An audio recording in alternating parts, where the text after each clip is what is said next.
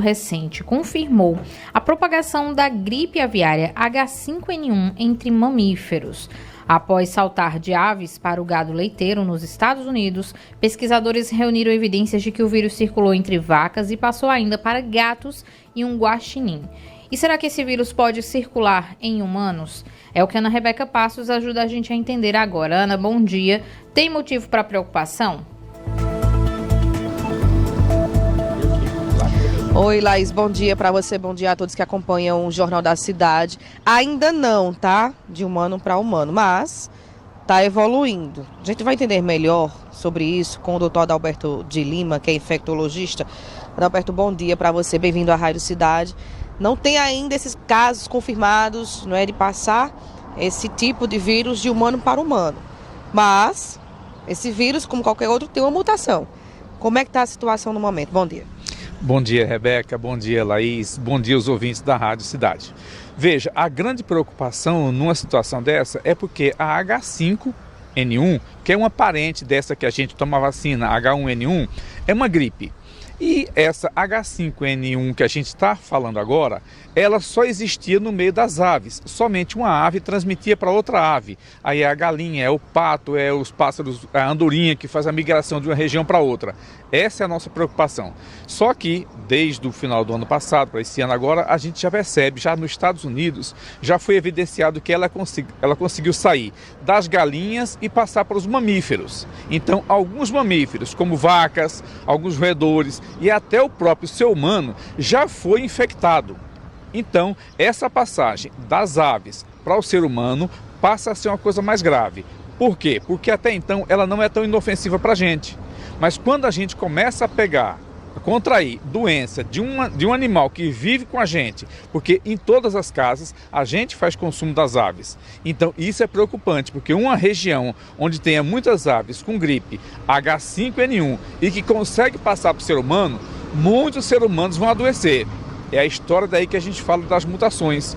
Uma mutação que agora não causa tanto mal, num futuro maior, aí sim ele pode vir a forma mais grave e pode ter um problema muito grave de gripe na nossa região. O Adalberto, esse produtor, por exemplo, né, que é quem cria, em sua maioria, mais animais, né, tem ali um galinheiro completo, enfim, identificando esse animal doente, o que é preciso ser feito de imediato?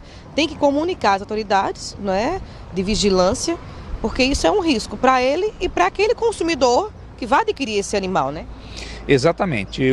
O criador doméstico, aquele que tem 4, 5 galinhas em casa, não tem tanta preocupação, que isso aí vai ser muito mais difícil.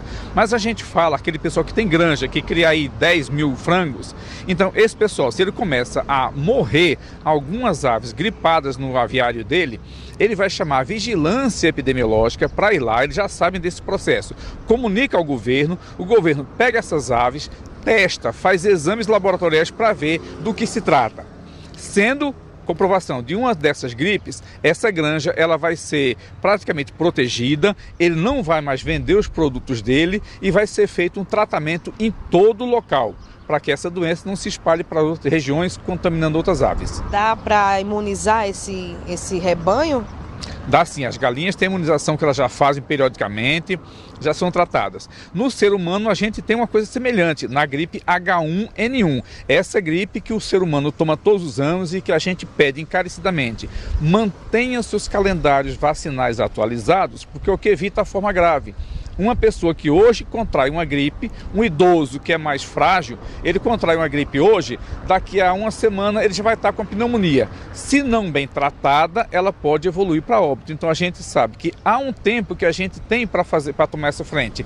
Então é hora, idoso gripado, criança pequena, menor de 2 anos gripada, procura um serviço de saúde para primeiro tratar essa fase sintomática da gripe, evitar que ele tenha pneumonia e depois disso correr atrás da imunização de toda a família. Só uma pergunta, a 5N1, ela tem o mesmo sintoma, espirros, coriza, como a gente tem gripe normalmente?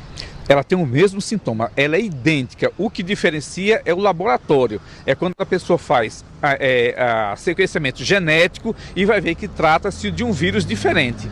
Mas quem tem influenza, quem tem H1N1, quem tem esses, percebe às vezes uma diferenciaçãozinha na gravidade da doença. A H5N1, que é muito pouco para a gente ainda, ela não tem agressividade nenhuma. Ao contrário da H1N1, H3N2, que elas já são bem mais graves. Muito bem. Adalberto de Lima, infectologista, atualizando para a gente a situação, né, Laís? Então, assim, não tem ainda, né, o vírus eficaz, né, de passar de humano para humano, mas a gente tem que se cuidar do mesmo jeito para evitar, não é, doutor?